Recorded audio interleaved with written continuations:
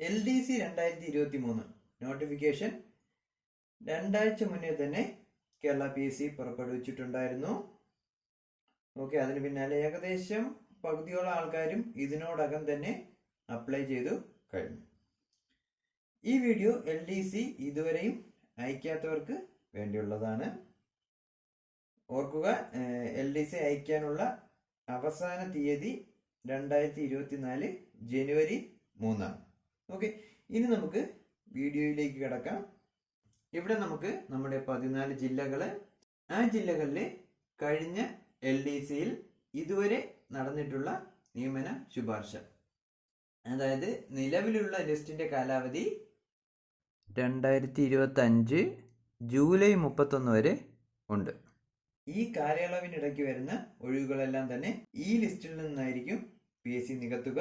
അതിനുശേഷം വരുന്ന ഒഴിവുകളായിരിക്കും ഇപ്പോൾ നോട്ടിഫിക്കേഷൻ വന്ന് LDC മുഖാന്തരം നികത്തുക. ഇവിടെ നമ്മുടെ ജില്ലകള്, അതുപോലെ ഇതുവരെയുള്ള നിയമന ശുപാർശകള്, കഴിഞ്ഞ LDCയിലെ കട്ട് ഓഫ് മാർക്കുമാണ് നൽകിയിരിക്കുന്നത്.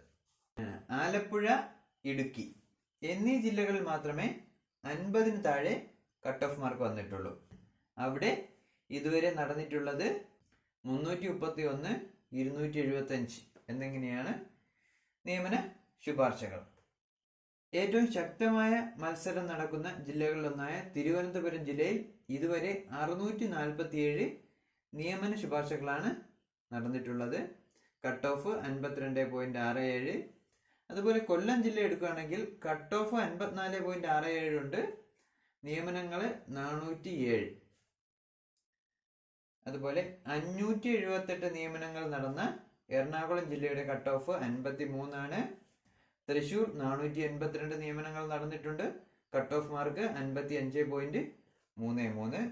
അതുപോലെ കണ്ണൂർ ജില്ല എടുത്താൽ 448 നിയമന ശുപാർശകൾ ഇതുവരെ നടന്നിട്ടുണ്ട്, കട്ട് ഓഫ് മാർക്ക് 55.33.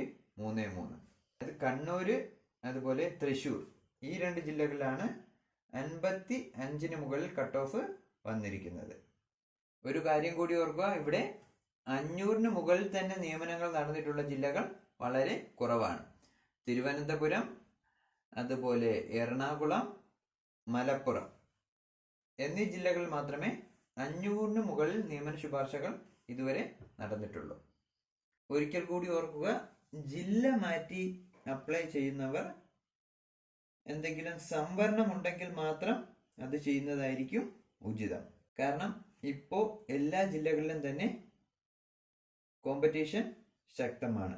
അപ്പോൾ എന്തായാലും LDC ഇതുവരെയും അയക്കാത്തവർ ഈ കാര്യങ്ങൾ കൂടി ഒന്ന് ശ്രദ്ധിക്കുക. Okay, all the best.